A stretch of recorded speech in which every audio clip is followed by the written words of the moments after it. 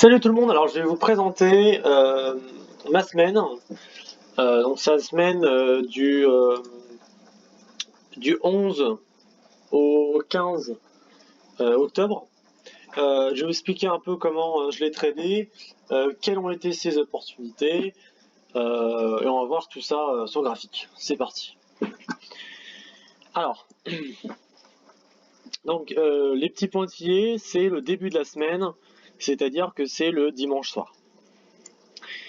Comme vous le savez, le Forex c'est 24 heures sur 24 à partir de 23 heures le vendredi soir, donc bien sûr français, jusqu'au vendredi soir à 23 heures. Donc là, sur Eurocad, début de semaine, on va voir tout de suite. Petite impulsion due à une continuation de tendance. On le voit très bien, donc c'était sur la bougie de 3 heures, sur la bougie de 3 heures, donc dimanche soir, donc vendredi matin. Vraiment pas facile à prendre, hein. C'était surtout que c'était la nuit en France. Donc je vais vous expliquer comment on pouvait prendre les trades et comment je les ai pris par rapport à ma stratégie que j'utilise, c'est-à-dire le multi-time frame en 4 heures, 1 heure, 15 minutes. Donc je ferai une vidéo où j'expliquerai vraiment en détail ces stratégies-là, mais là je suis d'accord que ça va être un peu compliqué à suivre, mais je vais essayer d'être le plus simpliste possible. Donc sur le 4 heures, on a vu que c'était une continuation de tendance, c'était observable, il y avait une impulsion baissière, on est dans une tendance baissière depuis quand même assez longtemps. Et sur le 1 heure, maintenant on détaille un peu plus, et on voit un niveau ici déjà. Ce niveau-là a été touché, donc ça correspondait à un top, créant un double top sur cette zone. On a ensuite un affaiblissement juste ici, on a essayé de monter à 2 reprises, une fois, 2 fois, avec ces mèches, et on casse ce niveau-là. Maintenant, on va voir en 15 minutes ce que ça donne, et vous allez voir que ça détaille énormément, et ça fournit des possibles positions. Cette position-là, je l'ai mise parce que effectivement, dans ma stratégie, elle fonctionne. Mais, comme on peut observer, elle n'a pas trouvé assez de monde pour faire un ratio intéressant. Donc dans cette idée-là, on sort soit en stop loss avec une perte, soit en break-even. Mais ce qu'il faut comprendre, c'est que dans une stratégie, il y aura des pertes. Et vous allez voir que c'est une des seules, ou même je pense deux seules positions perdantes avec cette stratégie-là. C'est ça qui est très intéressant. Donc là, c'est la première position. La deuxième, c'était donc sur la pattern. On peut voir ici, nous sommes en 4 heures. On revient chercher la fameuse zone qui avait précédemment interpellé mon attention. Et à ce moment-là, on revient chercher cette zone, on vient chercher la ligne de tendance qui est pertinente, et à ce moment-là, on recrée une impulsion baissière en 4 heures. À ce moment-là, il faut se dire qu'il y a quelque chose, et on vient en 1 heure pour détailler. En 1 heure, on voit quoi? On voit un double top et une cassure des anciens plus bas. On casse ces niveaux-là, on clôture en dessous, on vient détailler en M15, hop, double top, pattern, juste en dessous du niveau qui est très pertinent. On rentre sur la clôture M15 après la formation du double top, et on a un ratio de 1,3 très facilement. Donc on voit très bien que ça, en fait, ça s'enchaîne. Une tendance, un mouvement 4 heures crée un renversement de tendance sur les unités de temps inférieures. L'unité de temps en 1 heure, et créant une... attention, c'est en 1 heure. Voilà, en 1 heure, un renversement en 1 heure, donc renversement de tendance en 1 heure. Puis, on crée une structure en tendance baissière en 15 minutes. Et c'est à ce moment-là que on va choper un mouvement donc de cette tendance-là, donc de cette petite tendance en 15 minutes. On va choper un petit mouvement et sortir très tôt. Alors que le mouvement, en fait, initial est bien plus long. Mais on n'a pas besoin. Ce qu'on veut, c'est prendre une petite partie de ce mouvement, risquer le moins possible et sortir, prendre profit. Voilà, donc sur le 15 minutes, on observe cette structure baissière avec d'ailleurs des patterns comme un deuxième double top, juste ici, qui en plus est un peu plus bas structurellement sur le 4 heures que l'ancien niveau bas. On voit ici. Donc on vient créer une pattern double top en dessous de l'ancien plus bas, créant à nouveau un mouvement d'impulsion. Donc là c'est vraiment un mouvement, on a tradé toute cette partie. Donc ça c'est pas les trades que j'ai pris encore, je vais vous dire les trades que j'ai pu prendre. Ça c'était à 7 heures. 7 heures, donc 7 heures le 12, donc mardi à 7 heures du matin. On continue, on revient à nouveau retrouver ce niveau-là et en fait on crée un triple top. Alors là il y avait un peu de confusion parce qu'on a l'impression qu'on rentre plutôt dans une structure haussière. Hein. On a un peu l'impression de faire un plus bas ici et de monter jusqu'ici pour recréer pourquoi pas un plus bas qui va recasser cette structure. Donc là c'était pas facile à prendre, mais c'est vrai que sur le 1 heure on observe bien la structure qui se casse. Donc le plus haut ici, on enfonce l'ancien plus bas et à ce moment là en 15 minutes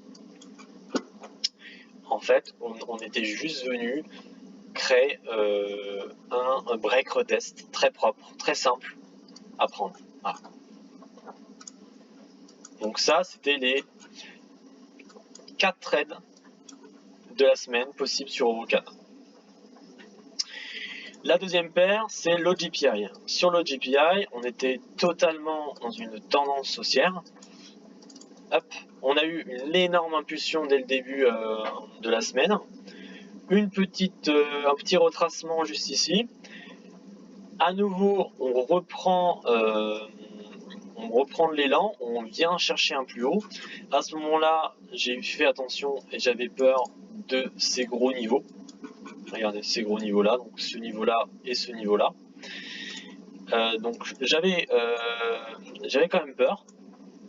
Et justement quand on a tapé ce niveau là, le trade qui était possible, c'est le trade de retour ici. Donc c'est-à-dire que on vient toucher un niveau important, on retrace, et là le prochain niveau c'est quoi? C'est soit le break retest ici, mais il n'y a pas vraiment d'harmonie sur le break retest. Pour faire un beau break retest, pour attendre un break retest, il aurait fallu monter peut-être un peu plus haut pour en fait avoir un retracement environ à 50%. Là c'est un peu précipité, un retour un petit peu précipité et on réintègre directement. On le voit très bien, on réintègre. Et à ce moment-là, le trade qui était vraiment magnifique, c'est sur cette réintégration.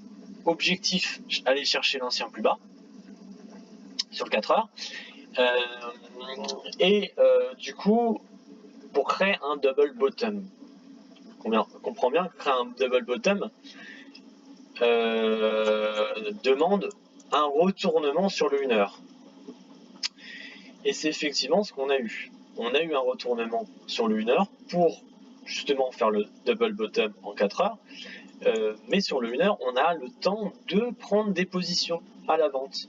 Donc de faire de la contre-tendance, mais vraiment de manière intelligente. Donc voilà, on le voit très bien, la pattern est très simple. On essaye de créer un plus haut, on n'y arrive pas. On retape ici, on refait un ancien, donc on refait un plus haut, plus bas que l'ancien plus haut. On casse l'ancienne structure et on fait un double top. On rentre, on sort. Ratio de 3. Donc ensuite, on retape donc à haut niveau l'objectif de double bottom. Et à ce moment-là, on observe s'il y a une pattern. Sur le 1 heure, on le voit très très bien. On casse ces mèches-là. C'était un trade un peu plus compliqué à prendre. Hein. Mais on casse ces mèches-là. Et à ce moment-là, on vient créer une pattern qui est très rapide. Hein. On tape ici, on fait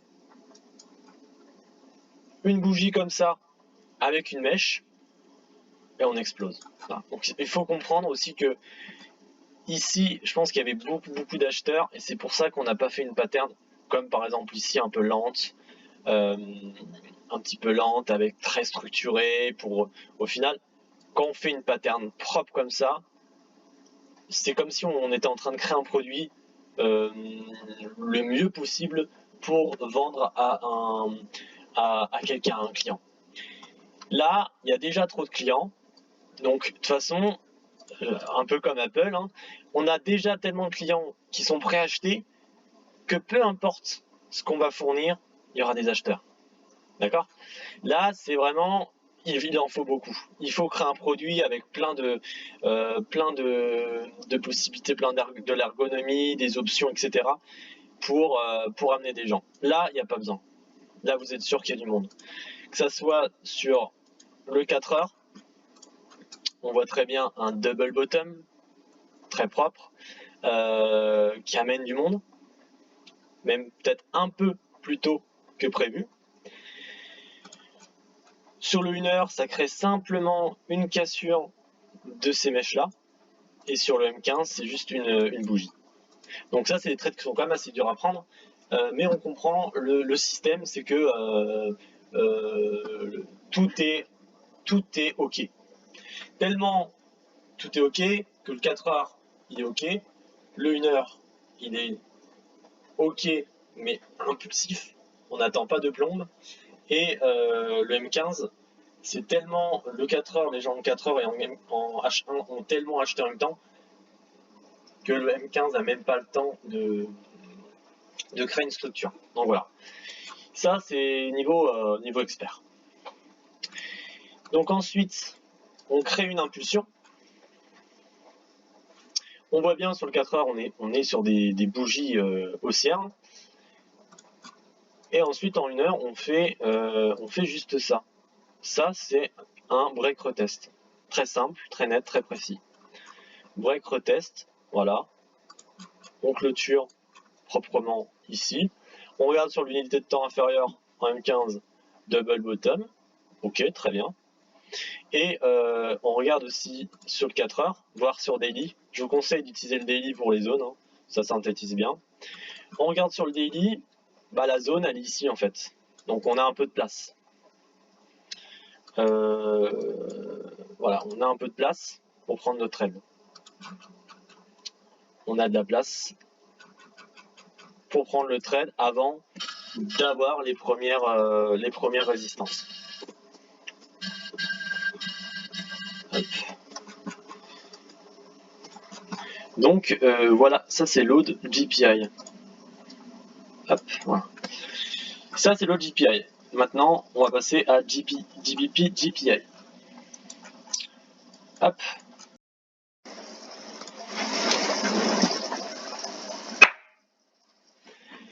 Alors, maintenant sur le GBP GPI. Donc pareil, hein, on commence avec une forte impulsion haussière et on vient structurer assez proprement. Alors là, j'ai regardé, c'est un peu confus. J'ai pas trouvé de vrai pattern, hein. C'est très compliqué, c'est pas propre. Donc j'ai passé. Hein. On sait, quand il y a une paire qui est un peu bizarre, on la traite pas. Ensuite, à ce moment-là, on casse l'ancien plus haut et on crée une force avec de belles bougies 4 heures, dont cette première bougie 4 heures et ce début de deuxième bougie 4 heures. Donc il est 7 heures le 14 octobre. Et à ce moment-là, on regarde sur le 1 heure, et sur le 1 heure, on observe que en fait c'est assez propre. On crée un plus haut, on retape juste ici,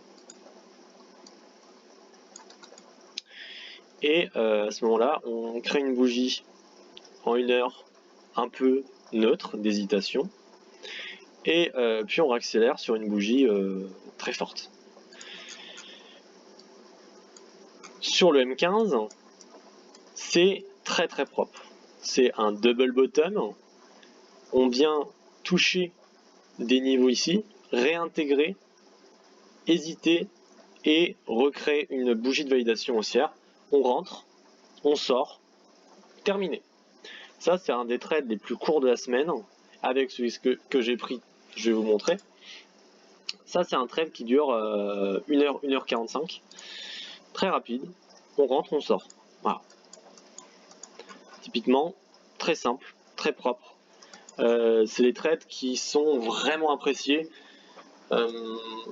parce que voilà, c'est un trade net, précis, nickel.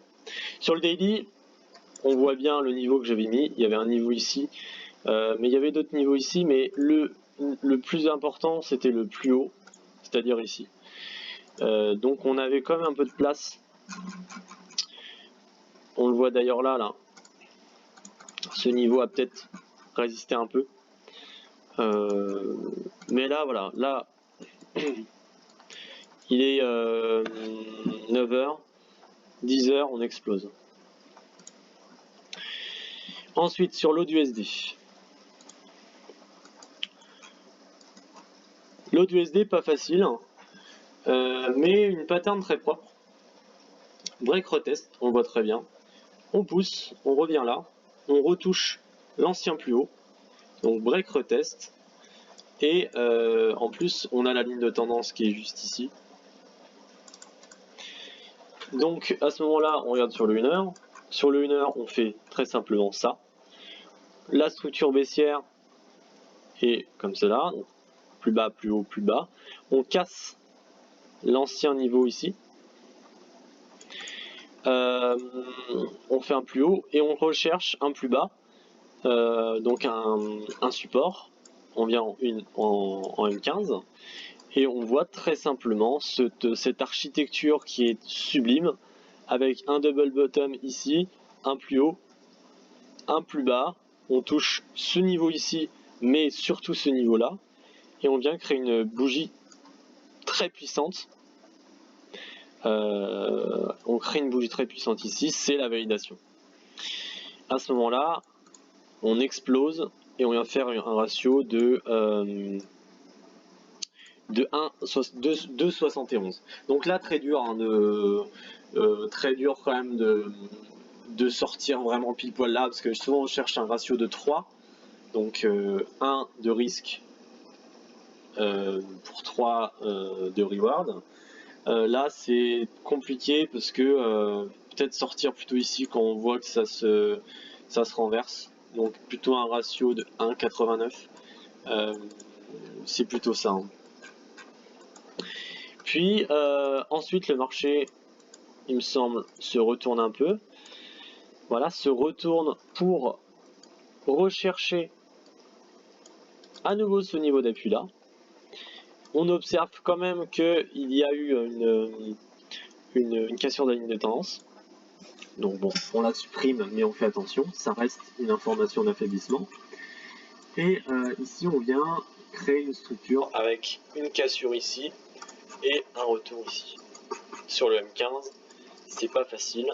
On voit très bien, on a une réintégration. On repart à la hausse, mais on va pas chercher un niveau très haut. Donc on observe bien que la ligne de tendance a quand même eu son importance, parce que c'est vraiment un mouvement faible en fait. C'est une tendance 15 minutes qui est faible. C'est pas comme là par exemple, où c'est une tendance propre, qui est assez longue. Là on est vraiment sur un mouvement pas très très propre. Ah, donc là on revient toucher l'ancien plus bas, et c'est à ce moment-là que on a eu... Tac, tac. À ce moment-là on a eu des news mercredi, des news notamment sur l'inflation et beaucoup de paroles de FOMC, de la Fed. Donc c'est pour ça que ce jour-là, mercredi, le mieux c'était vraiment pas de trader, parce que ce genre de mouvement là c'est incohérent et c'est vraiment des news qui sont un peu néfastes pour l'analyse technique. Ensuite on a des poussées, mais j'ai rien trouvé de pertinent. Ensuite sur le road, on a commencé la semaine avec un magnifique double top. On voit très bien double top. On touche, non, on voit bien la mèche là qui réintègre. Et c'est très très propre quand même, parce que on voit très bien la fameuse pattern head break retest. Donc on essaye de faire un plus haut. On fait une tête, on recasse l'ancien plus bas, on revient retaper l'ancien plus bas et on crée un mouvement baissier. Sur le M15, on a juste une pattern très arrondie, très propre, avec une cassure et une bougie d'impulsion. Ensuite, donc on avait ce mouvement-là, un mouvement qui est vraiment pas facile, parce que il fallait trouver ce niveau-là. Il fallait vraiment trouver ce niveau-là, ok, et comprendre qu'effectivement il y avait des gens qui vendaient à cet endroit. Et c'est pas quelque chose de simple. On va voir plutôt sur les unités de temps inférieures que c'est un peu plus visible, mais là le niveau il est pas, on voit pas très bien ce niveau ici. Ce qui nous importe c'est la cassure de l'ancien plus bas, juste ici, et une pattern qui va être plutôt sur des unités de temps inférieures que j'ai pris. À ce moment-là, on casse avec quand même de fortes bougies baissières, on casse l'ancien plus bas précisément, et on vient en M15 créer une structure très propre juste ici, avec une retouche pile poil à l'ancien plus bas et une bougie de ravalement.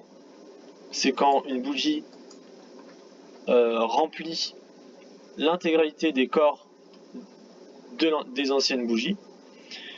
Et à ce moment-là, je suis rentré, je suis très fier parce que c'est un très beau trade en 2 mèches, 2,5 mèches. On a notre take profit. Bon voilà, ça c'est un trade que j'ai pris à peu près 2,90 de reward, donc voilà, c'est très propre. Ok, donc ce que je vais vous montrer aussi, c'est le niveau qui était un peu, oui, effectivement pertinent, parce qu'on voit bien qu'on rejette une fois, 2 fois, 3 fois. On casse ce niveau-là, et quand on revient chercher, c'est à ce moment-là qu'on a commencé à rejeter. On rejette une fois, on rejette 2 fois. Donc là, c'était pas vraiment possible de rentrer ici. Et d'ailleurs, on le voit que même en utilisant une unité de temps de 1 heure, avec l'aide du 4 heures, la plupart du temps, on va faire des ratios de 1, de 2, très rarement de plus. Voilà, donc c'est important d'utiliser l'inertie du marché et de laisser toutes les unités de temps partir. Donc le 4 heures, il faut le laisser partir dans un mouvement. Le 1 heure, il faut le laisser partir dans un mouvement. Par contre, sur les M15, on va vraiment rentrer dans le début d'un mouvement avec l'inertie de toutes ces unités de temps. Donc sur le M15, on va profiter d'un petit mouvement dans de grosses, on va dire de gros mouvements,